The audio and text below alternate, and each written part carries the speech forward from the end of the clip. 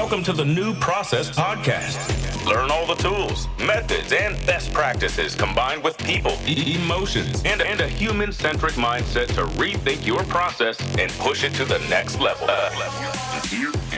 And here is your host, Marco Kloppenberg. Yeah, welcome to episode 25 of the New Process Podcast. Today we're going to explore how BIC supports you to rethink processes. BIC is the process management platform of GBTEC. And therefore, I'm talking to Marc Stromberg. Marc is co-founder of GBTEC, and since then, he's head of sales for the BPM Products of GBTEC. Before that, he worked as a BPM Consultant for ideas Scheer and SECO Consult. As a fun fact, he told me that he's the only one in his family who is in the software industry. His whole family was in the restaurant business, so he was always a bit of a black sheep. But in the meantime, they realized that BPM is not such a bad industry to work in. So GBTEC was founded in 2004 in the city of Bochum, Germany, and it is widely known for its BIC platform, which is a software suite with modules for process modeling, process execution, and process mining, as well as governance, risk, and compliance modules for risk management, information security, audit management, and way more. GBTEC is also the producer of the Process Pioneers podcast, hosted by Marc's colleague Daniel Rayner, where I had the honor of sharing new process ideas in the beginning of the new process journey. Maybe one or the other of you already listened to that episode. And I think the Process Pioneers podcast is probably the podcast with the widest reach, and it's definitely worth listening to. Cool. So what can you learn in today's episode? With Marc, I'm going to talk about the underlying philosophy of BIC.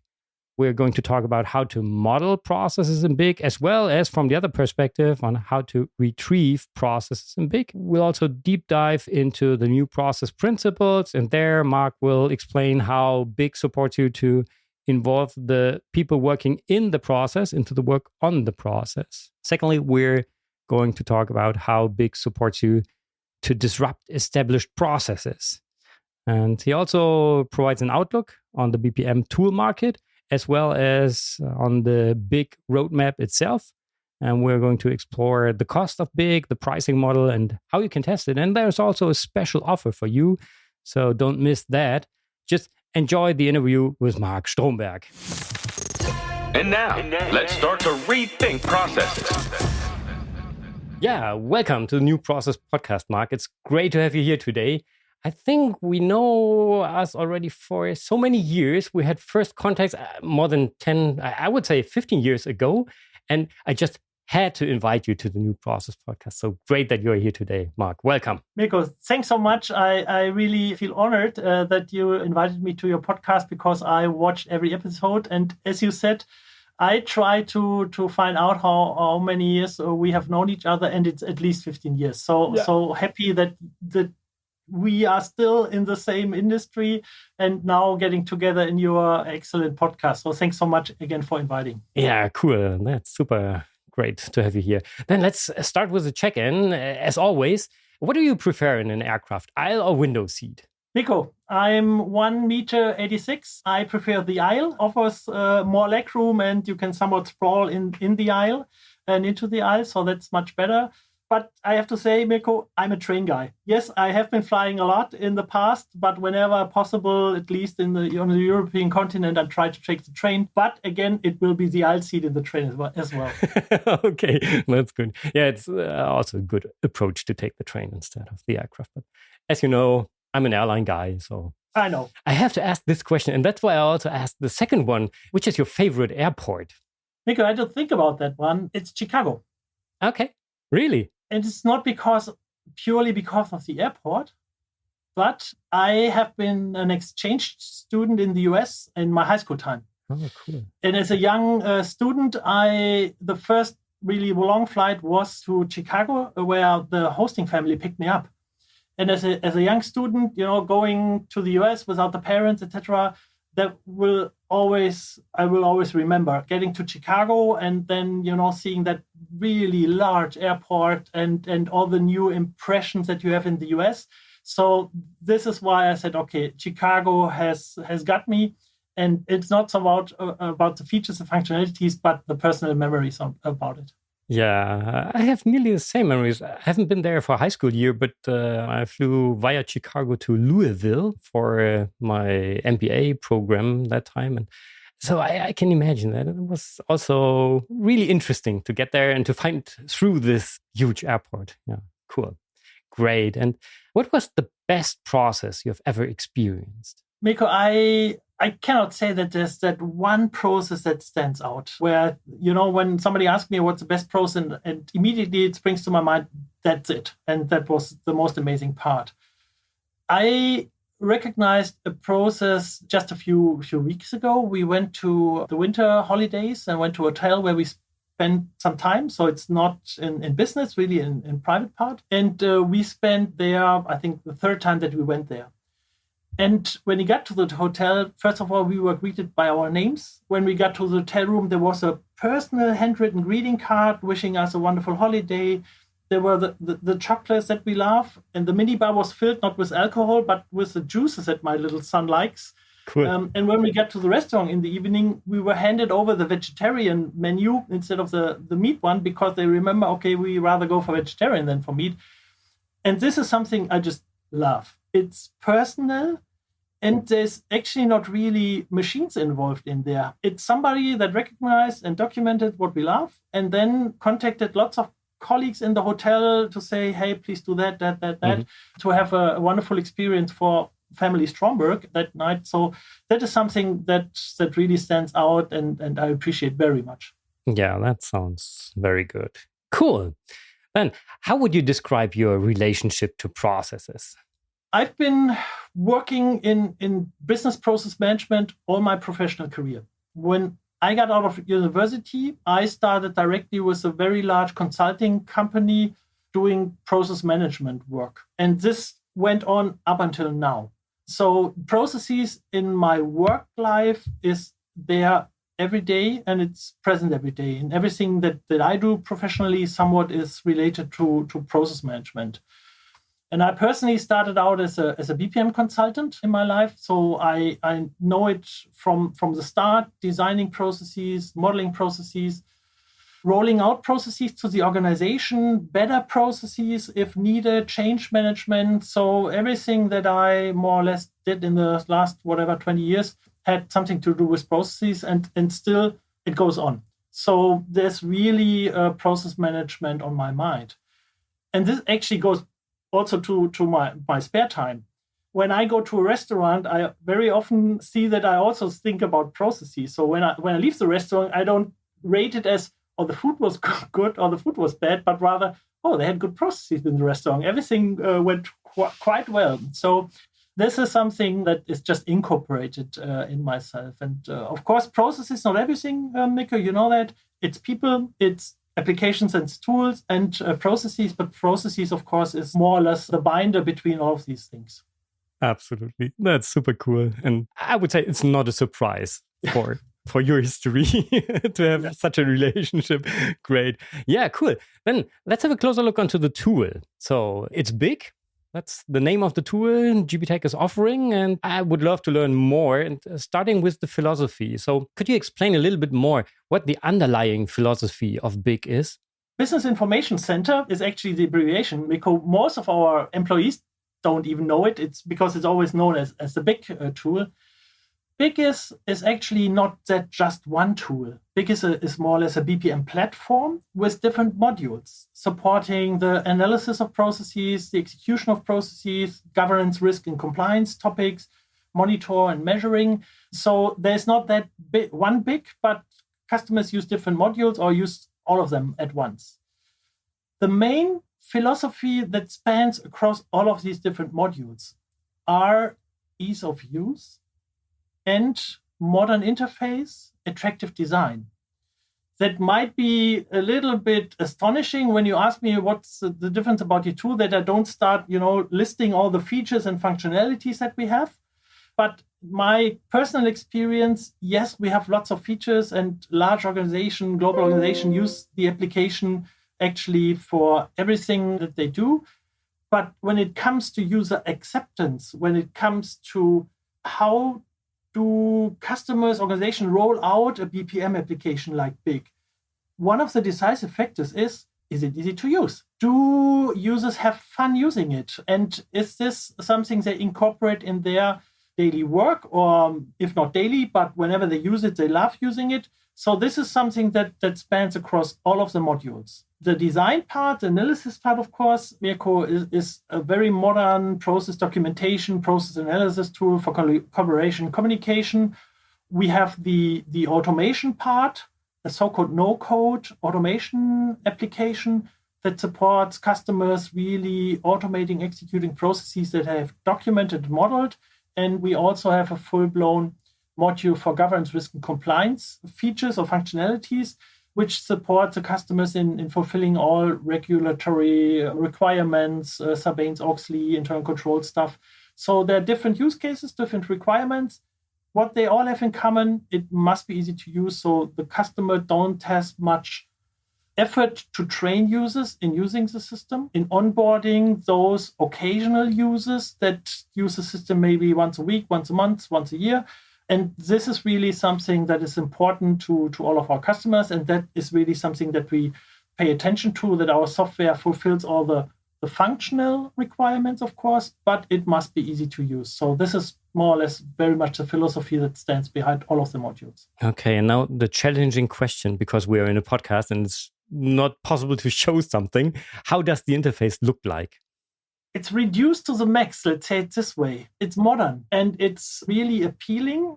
When somebody asks me, I very often resonate and say, it looks more like a modern website, or it looks like an app you use on your phone, because this is the way we designed it.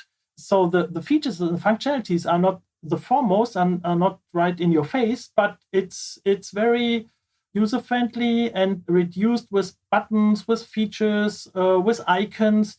So again, that the occasional user will have a super experiences using it.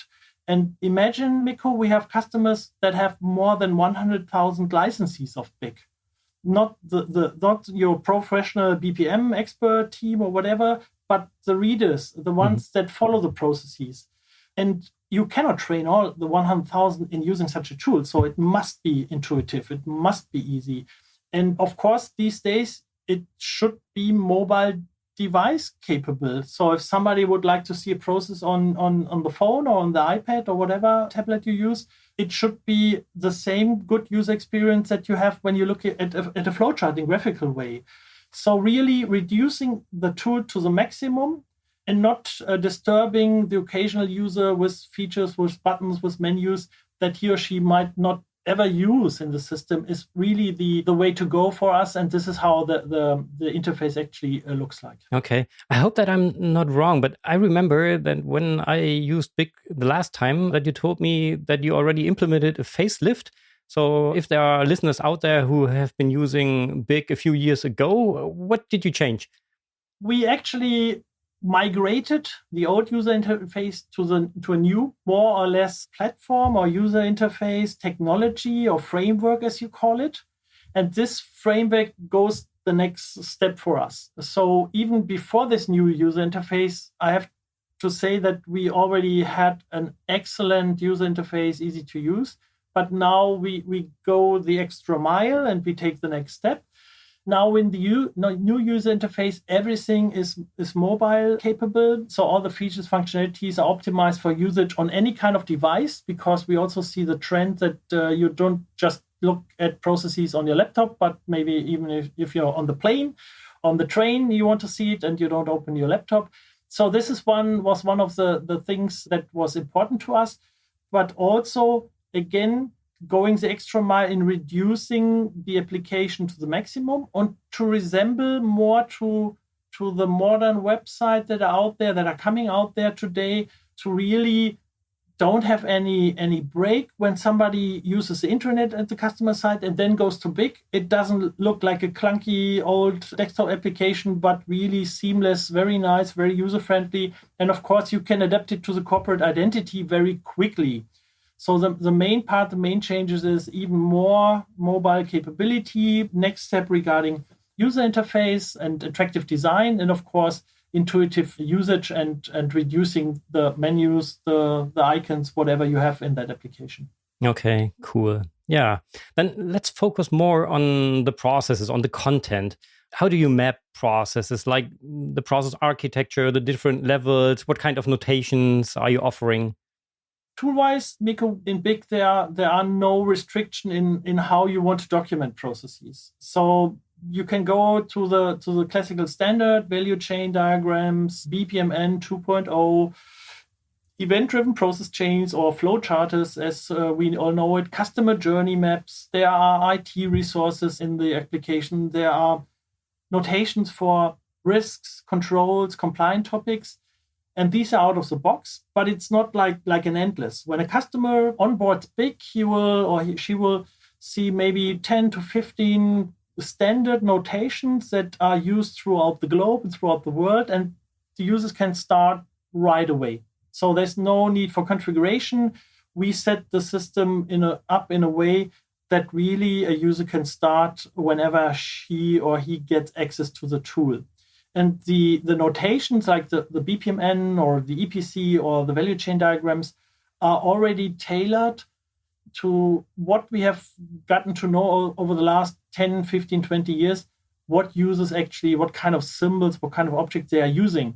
So you don't have to start from scratch, reducing the 100 BPMN object types to only 10 or 5 that you want to use. It's already done in the application. And then, of course, the customer can tailor it again and configure it the way he or she likes it, or it's needed for the BPM initiative that is going on. The system is flexible. We call it, it's got an open meta model. So whenever there will be new notations coming up in the future, either customers or we are able to incorporate those into the tool without, programming and customizing it, but it can be really configured. Regarding the levels of the process framework, there again are no restrictions in BIC. It depends more or less on the customer. Do you want to document processes in 3 levels, in 4 levels, in 5 levels? If you have an SAP implementation, you might go down to the 6th level or 7th level. But BIC does not interfere with whatever you have come up, how you want to use the system.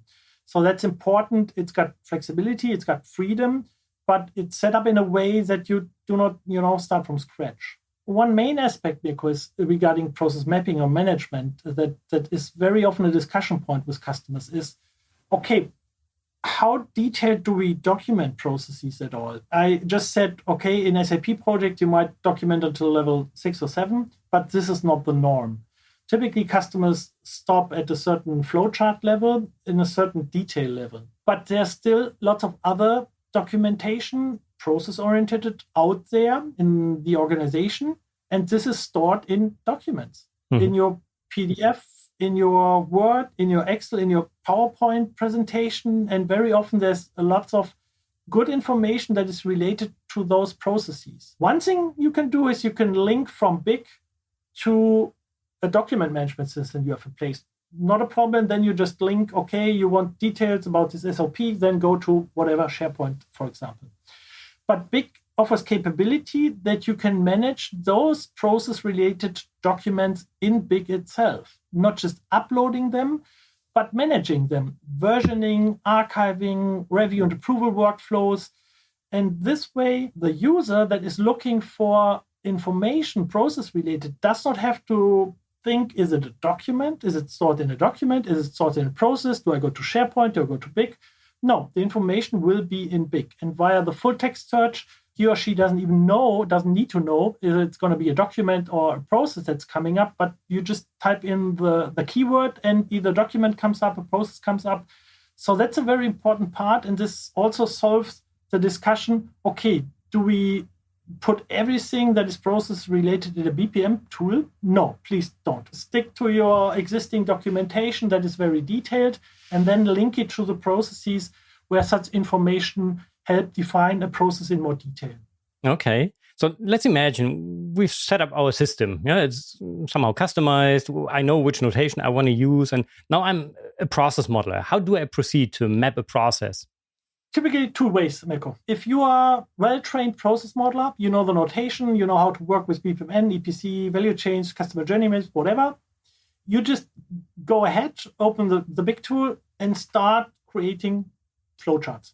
let's say it this way. The typical modeling part that you also do in PowerPoint and Visio, but also in BIC. But the difference is it's data-based. And of course, the system will help you and guide you through that process by offering validation rules and by offering only the relevant symbols that are really able to connect to other symbols. But you need to know the tool, you need to know the notation. And typically this is something that our consultants do, that the customer side does. The BPM Competence Center goes out to the business and very often sits down in a process workshop, interviews the business, and while interviewing it, beaming and streaming the process on the wall, and then documenting the process on the go. Let's say it this way.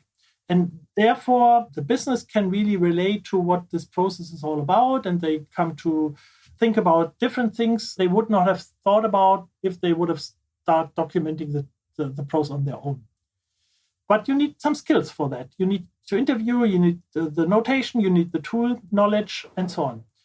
For those that maybe had barely a modeling training, and in large organizations that very often happens because not everyone can be as trained as a BPM Competence Center, and there will be consultants in there will be working students in there that will not ever get the same kind of training that maybe the Competence Center team will get.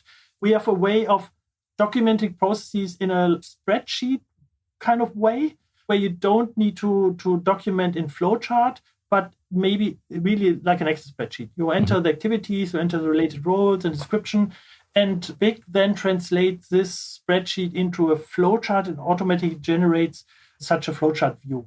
These are typically the two ways, if you want to use BIC for documentation, how you do it in BIC. And of course, as you know, there are so many ways in, first of all, come to a process that have nothing to do with the tool. Yeah, but you write it down in paper, on Visio, on PowerPoint, and only afterwards start documenting them into the BPM tool. Yeah, okay. Definitely makes sense. That's super interesting. Great. And after mapping the process, I guess there is approval, workflow, and then as an employee, how do I access my processes? Typically, BIC is integrated with the authentication application within the customers, like a single sign-on onboarding part. And whenever a user clicks on the link to open BIC, he or she will get a personalized landing page. We call this the MyBIC page. And the MyBIC page is either populated already once a user will access the tool for the first time, because somebody, the head of department, the BPM team, defined that this user is working on in location A, in department B, for customer Z. And these information that are relevant for his or her work should be present on that personal landing page. So in the idea world, and this is how it works typically, the user goes to BIC, and on the first entry page, he or she finds relevant processes, relevant documents, risk controls, the link to the customer journey map that is relevant for his department or her department. It doesn't have to start going to an Explorer bar, doesn't have to go to a search bar. It's all there. Mm-hmm. But like I said in the beginning, we want to make it easy on the occasional users, because they are no BPM expert. They want to get to the heart of the question fast. 2 clicks. And this was, Mikko, I remember still today, we had a customer in Munich, a very large company producing brakes for trains and for trucks. And this process responsible person always told me, Mr. Stromberg, we need the 3-click process portal. The user only needs 3 clicks to get to his content. And actually, that was 10 years ago. Now we made it 2 clicks. So opening up BIC, you got the MyBIC page, and the second click is go to your document, go to your process. And this really helps in rolling out a tool like BIC to the entire organization, because we get away from the discussion, I don't know where my processes are, the tool is slow, it's not intuitive. No, the system will present the content that is relevant for that person in that job role right when they open up the application. Yeah, I love this 2-click approach. That's great also with regards to getting people excited about processes. So that's easy for them to find the information they are looking for. That's super cool. And even beyond, Mirko, you don't have to go to BIC all the time to understand and find out if there are changes. Of course, there's something like a notification application. So whatever are your favorite processes, favorite documents, favorite content, a BIC will inform you once there have been changes after this approval workflow that you already mentioned. And this way, you stay up to date what's going on in the processes that I'm related to or the documents that I'm relevant to. So this is something that also supports. I don't have to go, all the time to BIC and see what changes have taken place. Yeah, that's great to somehow involve the people by pulling them into the system by notification. With regards to the new process principles, and there is one which I really like to talk about. So how does BIC support to involve people into the work on the process, which are currently working in the process? So how can they contribute, how they are involved? Mirko, it goes back to what I already explained earlier. In order to involve users or employees or people in process management that typically are not part of the BPM Competence Center, that don't have any BPM roles in the organization, the first thing is we need to make the experience in accessing a tool like BIC easy. It needs to look modern. It needs to be fast. It needs to produce the content that I'm looking for right away without going to search for it.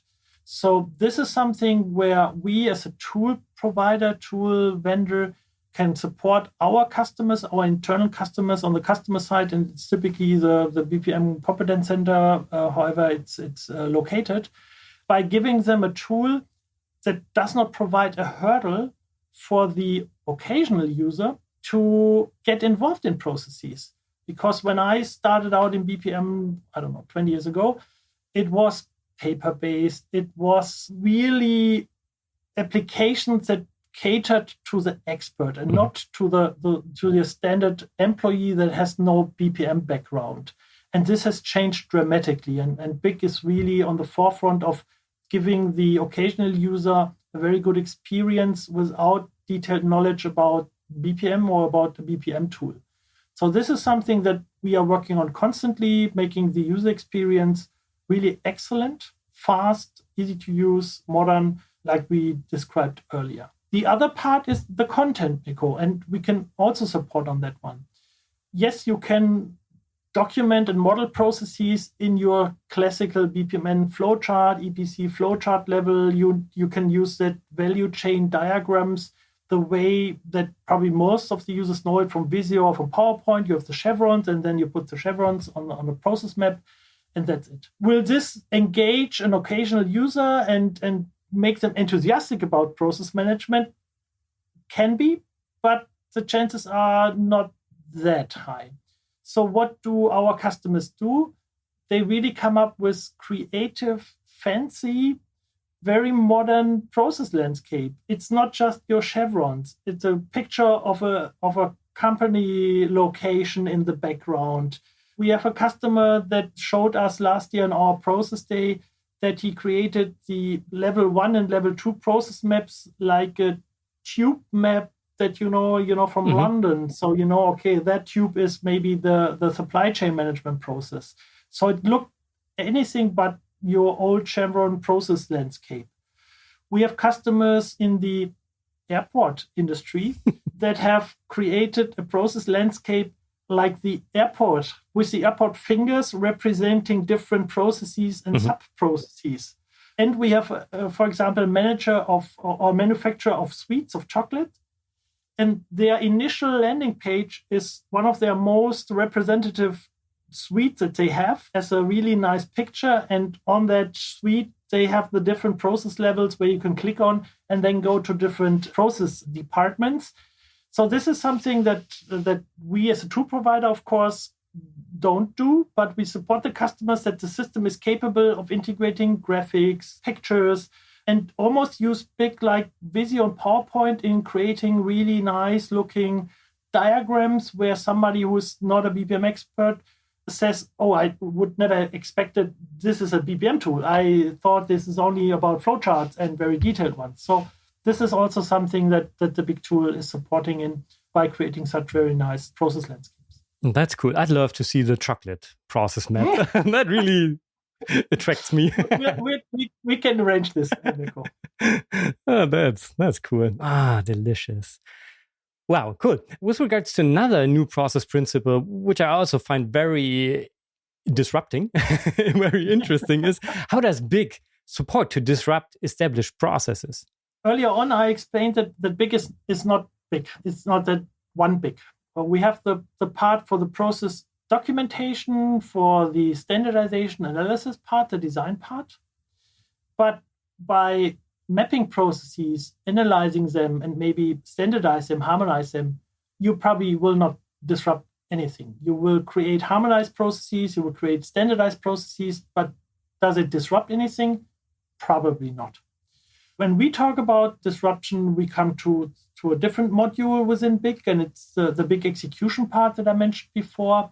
This is a process, automation execution module that automates processes based on the so-called citizen developer approach, meaning somebody who is not an IT expert, somebody who has no skills in scripting, in programming, but is still able to generate workflows very easily and very fast. Mm-hmm. That means we bridge the gap between you document a process and we tell users and give guidelines how to work in the process. We have been working in BPM MECO for such a long time, and you recognize it, I recognize it. Yes, we document the process, but when we go and do an internal audit and ask them how do you perform the process, very often it does not synchronize what is documented. Really? This is something I've never experienced that before. Oh, super. I'm only talking about cases which somebody told me. I've never experienced this as well. So all good. And this probably happens quite often. And by having like a middle technology between your applications where you create workflows and you need the IT to develop and to script, we put that little tooling inside there based on the processes that the user has modeled, be it BPMN, be it EPC, it both works. With a few clicks, you can actually digitize and automate the process. It's then not said that it's integrated with all the other applications around, but very often we find that customers still use template-based processes. You have a PDF template and you send it around via Outlook. Somebody needs to fill it in, you print it out, etc. You know that. By using checklists that are sent out via Outlook, and the one who sends them out expects answers by 10 different people, but of course he or she doesn't get them and then tries to call them and tries to get information. And these paper-based, Outlook-based processes can be digitized with BIC process execution really in minutes. And we really see that customers love it. Even the ones that started out, no, we only want to document processes in the first place. They start out using BIC for first processes very quickly because they can showcase that the mapping processes not just brings value in standardization, harmonization, creating a common language in the organization, but we can directly gain value and show the ROI that if we now have the process supported via a workflow instead of sending out paper stuff, it really brings value to the organization and supports the users and the employees in getting rid of all the attachments that are flying around the office all the day. Okay. Yeah, this is something I would say for the more mature processes. So after having a common understanding, then you can think about how to manage and automate the processes. But that's interesting to have that in the same application. Yeah. Yes, and I would agree, Mirko, that yes, typically you would say, okay, let's have a mature process and then automate it. But the real killer feature in this execution part is along the way in defining that stable process, you can always go back and say, okay, this is how we do it today. This is how it could look like automated. And it's really done in minutes. Mm-hmm. So using the execution module helps you coming to that final process and having a blueprint for either, no, we are not going to automate it, or yes, we automated an application we already have.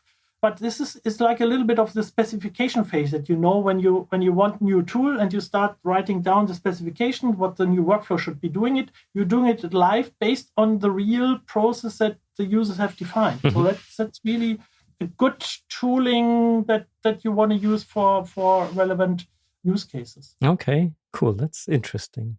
Yeah. Before we look into the future, I would like to ask if there is anything else you would like to share with our listeners with regards to rethinking processes. So is there something you would like to add before we look into the future? We're coming from the tool side. We're a tool vendor. We offer coaching, we offer training, but foremost, of course, it's all about the big tool. And when either new interested parties come to us or even the existing customers, and we talk about what they have in plan, what they're trying to do, and the vision that they have, it very often focuses around process mapping, because right now they might be using Visio, they might be using PowerPoint or Excel or whatever. And of course, they have a need to get a more professional tool in order to support that process mapping in a better way. And then they have process mapping on their mind. And my role, and I'm there like the sparrings partner, is of course to show them the capabilities of BIC and what it can do for the organization and the benefits it will bring. But my point is always the mapping part is just a few % of business process management. They are not, immediately they're after a BPM tool, but they want a BPM tool to have a better business process management system. And the business process management system is so much more than just the documentation of processes, of course, and all that we talked about before. So I always remind customers, think about communication and marketing. Think about change management. Think about integration of the tool with other applications. So spanning the whole BPM life cycle right at the beginning, when the customer has process mapping on their mind, but already telling them, hey, please think ahead a little bit for the future. And we have lots of customers and lots of good examples how you can already incorporate future requirements, use cases right at the beginning while you still have process mapping on your mind. So this is something I can always tell, whatever tool you use, yes, BPM is business process management. It's not only the BPM tool. And this is always important to remind even existing customers about that. Yeah, absolutely. I don't know if you saw that a few days ago, I shared a slide on LinkedIn, what people think BPM is. It's process modeling. And then on the other side, it was about what BPM really is about. And this somehow went viral. I'm a little bit proud of this picture, and that perfectly fits to what you just said. So process modeling, this is what most of the people expect, but there's way more than just process modeling. So true. And it's good to have that in mind right from the beginning. Cool. So let's look into the future. Which trends do you see currently in the BPM tool market developing, or what is coming up there? One thing we already touched about and talked about is this operational part. Customers say we have documented processes, and what do we do about it? We have gotten the benefits of standardization, harmonization, common language, and all the things that come with documenting processes. And then, you have already the blueprint, so why don't you start automating? So what we see is that lots of customers ask, okay, now we have the to-be process documented in your tool. How do we get to living this to-be process in the organization? And one thing can be that you then talk about changes in processes in existing applications. But one thing can also be, why don't you go and start automating processes when you know now that there is a to-be process and it should be different than the one that is existing right now? So this operational process execution is really on lots of organizations' mind. How do we go the next step from documentation to living the process, to automation? And this is something that we follow up with the tools that we mentioned about. Ongoing thing, not a new trend, Mirko, but still as ever popular, integration of business process management with regulatory requirements, the governance part. Look at all the crises that we have. Yes, the processes were defined nicely, but the risks that came up that were nobody's mind suddenly brought the process to, nearly a breakdown. So this has really renewed the attention of the process owners to say, hey, yes, we need to pay attention. What can break our processes? Where do we have risk? What do we do to control those risks? It's nothing new, but it's more popular than ever. And this is also something that is on our customers' mind, but also on the ones that ask and we request a demo, for example. A stronger integration of the applications. Biggest should not be a silo within the customer's application landscape. We talked about single sign-on authentication part, but there's a strong trend in integrating the process content. For example, earlier on it was SharePoint. These days is in Microsoft Teams. How can I see the flowchart in my Teams stuff? How can I comment the processes actually not in BIC, but in other applications like Confluence? How can we integrate the process content in our enterprise-wide search? So we hand over process results to the search engines that are used throughout the organization. And of course, integration with disciplines that are close to BPM, like enterprise architecture management with integrations in tools like Lean IX or other enterprise architecture tools. SAP integration is really now taking off since SAP S/4HANA is on those minds that have SAP in focus. How can we integrate process management with the Soulman, for example? So integrating is really something that is going on all the time. Process and data mining. Yes, everybody's requesting, okay, what this process mining is all about. How can we incorporate it? I think this will be a very common use case in the future, where we see that using such techniques, mining techniques, is really it's a project-centric way of doing things. It's not like we can fix things very quickly, but it's a project, and therefore process and data mining are on the agenda. But customers and users see that this is not like for everyone. It's a specific discipline where we need specific skills for, but more and more customers see the interest and the value that mining technologies can actually bring. And one more thing is, and it's popping up now here and there, it's MECO Green BPM. How can BPM support in having a more sustainable environment, more sustainable business? How can we fulfill ESG requirements, maybe with the documentation, maybe with the automation, maybe with the governance risk and compliance part? So this is something I think we will also discuss much more in the months and years to come. What kind of support can we bring with BPM tools to that green aspects of our life? Yeah, that's true. That's definitely an important aspect as well. But beside these general trends, to be more specific, what's on the roadmap for the further development of BIC right now? Ongoing support, working on keeping the user experience excellent. This is always something that is on the roadmap.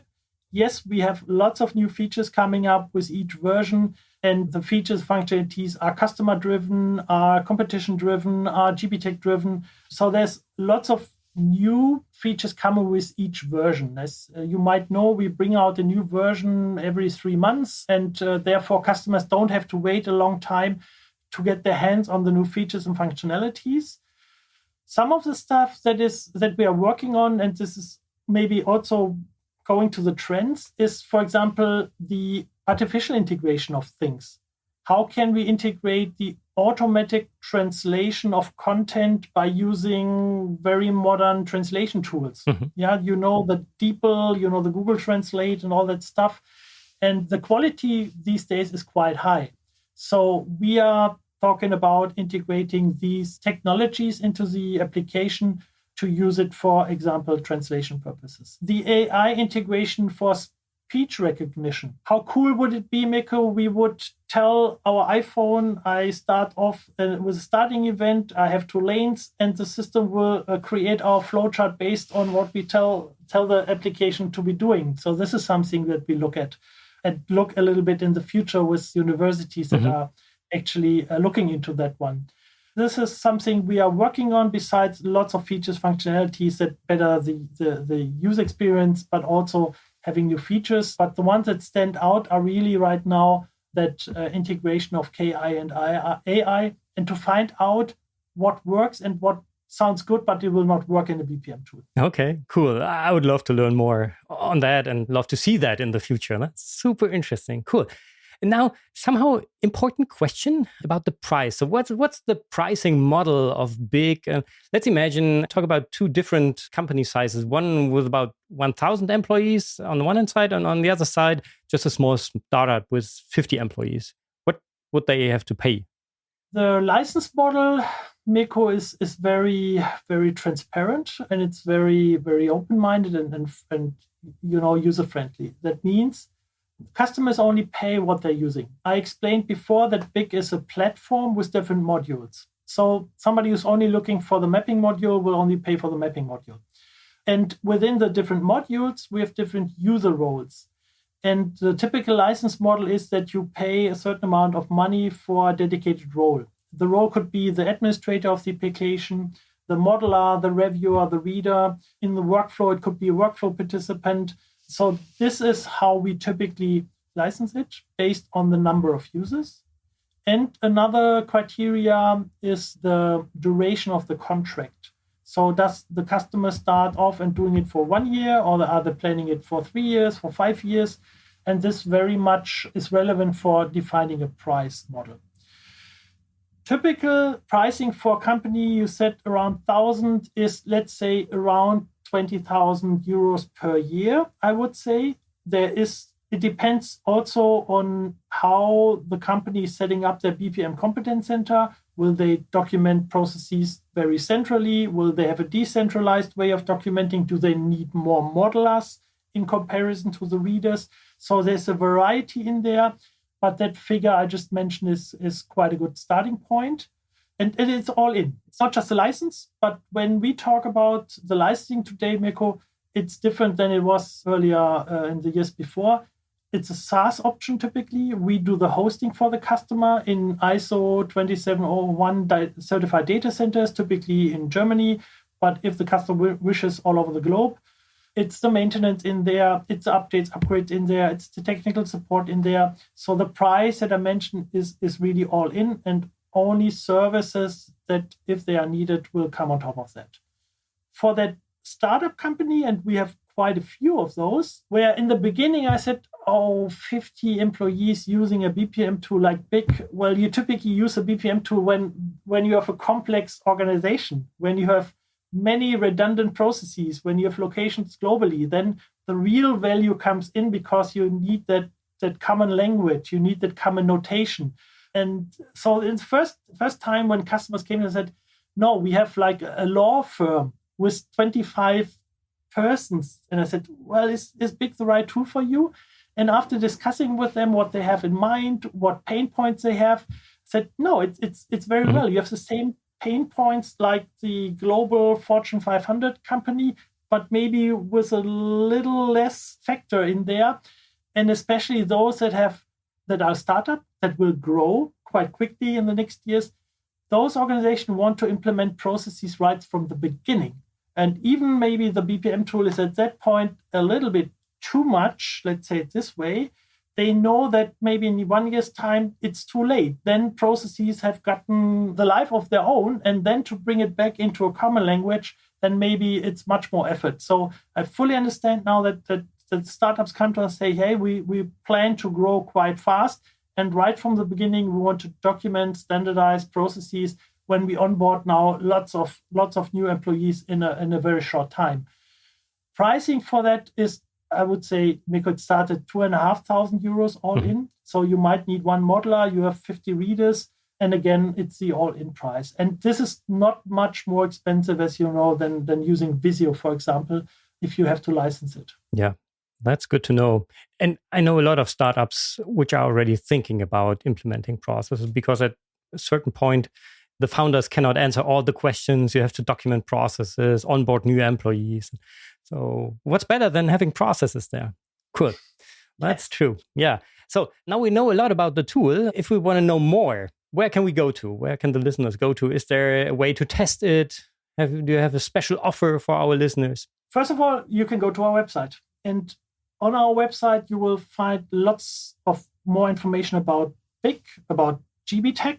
You find resources like white papers, like videos. So you get a good first impression about the tool, even without speaking to Marc Stromberg or my colleagues at GBTEC, and you get a certain kind of flavor how GBTEC ticks, how the BIC tool ticks, without even being in contact with us. On the website, you will find the link to the access for the demo. Yes, we offer a free demo of the different applications. Typically, it's for 30 days. But of course, if customers or if interested parties need a longer time to do it, we just prolong it. But this is the best way how you can really get a feel of for what I explained today. And instead of having then somebody from GBTEC explaining you how the tool ticks, we have integrated a so-called user pilot in our demo that will, like a little chat robot, that will showcase the most important features while you use the system. And this is like a little online training, onboarding training in the tool itself. And it actually works wonders because we have all different users trying and testing it. There are the BPM experts that have, worked with different tools. Then there are the ones that have been using Visio, Excel, PowerPoint, and we have the total newbies who have never documented flowchart. And if you tell them about BPM and EPC, they are already lost. So that is integrated in the tool to help you get a wonderful onboarding part. And in this user pilot, we reference to our online academy. We have a training academy at GBTEC, which do trainer-led trainings, either on premises or online. But since we have lots of global companies using our tool with lots of employees in the enterprise, we started a 24/7 online academy where users can go to trainings any time of the day, 24/7, 365 days. They even get some kind of certification that they did the training. And this is something that really brings value, not just for onboarding new interested parties, and you can use it for free, some of the courses, and those that use it then professionally to support the rollout of BIC in the organization also find many, many more courses available there. So go to our website, and of course, you can go to LinkedIn, you can go to, I don't know, do we have a Xing? Yeah, we still have a Xing account, and find resources. And if you want to hear and read what other customers think about BIC, then go to the typical website like G2 Process Gartner Peer Insight, I think it's called, where you find ratings of customers that already use BIC, and you can get a good impression of what it feels like and looks like. For the new Process Lab listeners, we have a special treat. Yes, the moment you show interest in BIC and the moment the interest gets quite deep, and you request a quote, we have that special chocolate treat I told you before, Mirko, that we will incorporate into that price information. But please reference that you are a listener of New Process Lab from Mirko, and that will be done automatically. That's super cool. Thank you, Marc, for this special offer to our listeners. That's great. And wow, also thank you for all these super interesting insights. It's always good to learn more about a tool, even if I know it for years now. It's great to get all these insights from you personally here. Before we leave the aircraft, before we end this episode, is there anything else you would like to share with our listeners? The main message I want to bring across, and we did it already before, Mirko, process management is such a valuable asset to organization that please try to make yourself heard within the organization. And as you also know, Mirko, very often BPM is a grassroots topic. The employees are frustrated about how processes work, and then they start, documenting translation, analysis, etc. But it's not really a top-down approach. And this is something where I can really reach out to all the executives in organizations. Please support your employees when they raise their voice and say that they think process management is a valuable asset. Using professional tools will even bring more benefits. So this is that it's not just, a silo attempt approach in the organization, but it should be an organization-wide initiative and not that trench topic, but it should be ongoing. The most value customers get out of BPM is when they do it systematically, do it consistently. And even in times when processes are not as hip maybe as they might be right now, please go on doing it, because the next hype topic that is process related is just around the corner. And then everybody will value what the BPM team has been doing over the years and will really get benefits out of what is already there. Cool. Thank you for these motivating final words. Just one last question. How would you describe your flight experience with just 3 words? I have 3 words and one little letter: well-designed and performed. Perfect. Cool. Marc, thank you so much for being my guest on the New Process podcast. Great to have you here, and I'm looking forward to further opportunities for collaborating with you. So thank you very much. Bye-bye. Have a great day. Mirko, thanks so much for having me, and I'm looking forward to our next 15 years together in BPM. Yeah, great. Let's do that. Cool. Thank you. Bye-bye. Thank you, Mirko. Bye-bye. Let's recap today's new process inspiration. Yeah, cool. I found it super interesting to get an update on BIC and also what's on the roadmap and so on, to learn how you can use BIC to rethink processes. So as I said, I know Marc already for years, and I had a look into the tool from time to time. But if you haven't, feel free to contact Marc and his team. And don't forget to mention that you listened to this episode. I think he said that he's holding a special offer for our listeners there, right? Cool. So in the next episode, this will be another tool episode, and I'm going to explore a tool which I haven't seen up to now. So I'm really curious. Stay tuned and let's explore it together. For now, thank you very much for listening. Bye-bye and auf Wiedersehen. You've been listening to the New Process Podcast. Make sure to subscribe so you don't miss the next episode for more tools, methods, and best practices to rethink your process and push it to the next level. Thank you for listening. Okay, before you leave, just a quick question. Have you already listened to the previous episode where I talked to Andreas Bierwood about how to become a process influencer to inspire people for processes? If not, you definitely have to. The feedback of the idea of the role of a process influencer was just amazing. So if you listen to it, have you already started your first content creation activities? Would be super cool to learn how it worked out. And then just send me an email to mirko@newprocesslab.com. That would be cool. Thank you very much. Have a great day. Bye-bye.